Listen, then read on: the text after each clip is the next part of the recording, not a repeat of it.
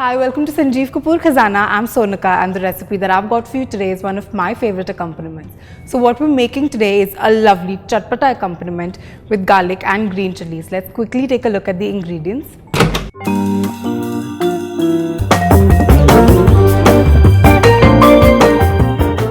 To make Chatpati Lasoon Mirch, we'll need garlic, hari mirch, chaat masala powder, cumin powder, red chilli powder, salt, butter, lemon juice, olive oil, fresh coriander. This dish goes perfectly well with just about anything, right from rice to rotis. You can have it with anything you want. So let's start preparing this, for which I'm going to be using olive oil today. You could also use normal regular vegetable oil. So I'm going to get some olive oil in a pan. While the oil is getting hot, I've got some green chilies with me. Now these are not as spicy as a normal thin green chili would be. These are Bhavnagri chilies. They're smaller in size than the normal usual ones and they're perfect for stuffing. But today we're not going to be stuffing them. We're going to be frying them up to make this lovely accompaniment. So I'm going to start cutting them. I'm going to cut them into rings. So I'm going to keep rather thick rings. I don't want them to be too thin. So our green chilies are ready and now we're going to move to the garlic. Well, you could even roast the garlic just like that. But I like to bruise it a little, so I'm just going to get into a mortar and a pestle and just very lightly pound it. I don't want it to be completely crushed. I want the garlic to be whole, but I just want to bruise it slightly. So with a very light hand, I'm going to crush it very little. So my garlic is ready and as are the chilies and the oil is gone kind of hot. Now I don't want the oil to be very hot when I'm adding in the garlic because I want to roast them very slowly. So in goes the garlic. Now I've got the garlic into the pan. So now I'm going to cook these on very low heat because I want the garlic to not really brown or fry. I want it to go nice and soft and mushy in the inside as well. Another really easy way to make this is you could use an entire garlic, just crush it up. There's no need to get rid of the skin and you could bake these in an oven. But we're doing this on the pan the authentic way today. So the garlic has been cooking for about 4 to 5 minutes on a very low heat and it's got very slightly brown in color. At this point I'm going to add in the chilies. So in go the chilies that we sliced. So now after adding the chilies, you want to further let this cook for about 2 to 3 minutes on low heat and then we're going to salt it. Next what we're going to do is we're going to add just a tiny sprinkling of water because I want the garlic to go nice and mushy and cook really well. So a good sprinkling of water. My entire kitchen is smelling with the amazing smell of fried garlic right now. At this stage, after adding in a splash of water, I'm going to season this with some salt. So in goes a tiny pinch of salt.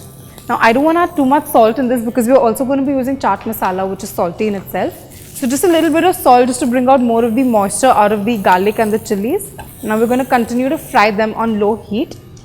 At this point I'm going to add in some butter. So in goes a knob of butter just to make it nice and creamy. And now I'm going to let this cook on really low heat for another 2 to 3 minutes or till it's perfectly cooked. So all the slow cooking has done my garlic really good and it's gone a nice brown in color. At this point we're going to start adding all the masalas. So I'm going to start with some chaat masala powder. So a little bit of chaat masala powder because we're going to be adding some later as well. Then I'm going to add some red chilli powder. Now the chilies that we used in this are not very spicy ones. So you can add the amount of red chilli powder depending upon how spicy you want this. So I'm going to add quite a bit. It also gives that beautiful color. Next let's add in a hint of cumin powder for that beautiful earthy flavor. And now I'm going to give this a good mix. Wow, the smells in my kitchen are beautiful right now. So now I'm just going to continue to cook this on low heat till my masalas get rid of all of their raw flavor. Next what I'm going to add to this is a tiny hint of water again, because I want all my masalas to get absorbed in the garlic beautifully. You can see how beautiful and colorful it looks right now. So I'm going to let this cook on low heat for another minute more and then we're ready to serve this. The Chatpati Lasoon Mirch is almost ready. You can see at this point that the garlic has gone so soft.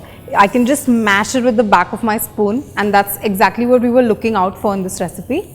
So now I'm going to put the heat off and we're going to add a final couple of ingredients. Let's add in some fresh coriander. After the coriander, I'm going to add some lemon juice, give it a good mix and now we're ready to serve this. Now we're going to start serving this. I've got a small bowl with me which is perfect for a dish like this. You can't eat too much of this at once. Now I'm going to garnish this with some chaat masala powder because it's essential to complete the taste of this dish and some red chilli powder as well. So here it is, a chatpata, spicy, fabulous and simple accompaniment to go with most of your Indian recipes. You could have it with roti or with rice and it will taste fabulous.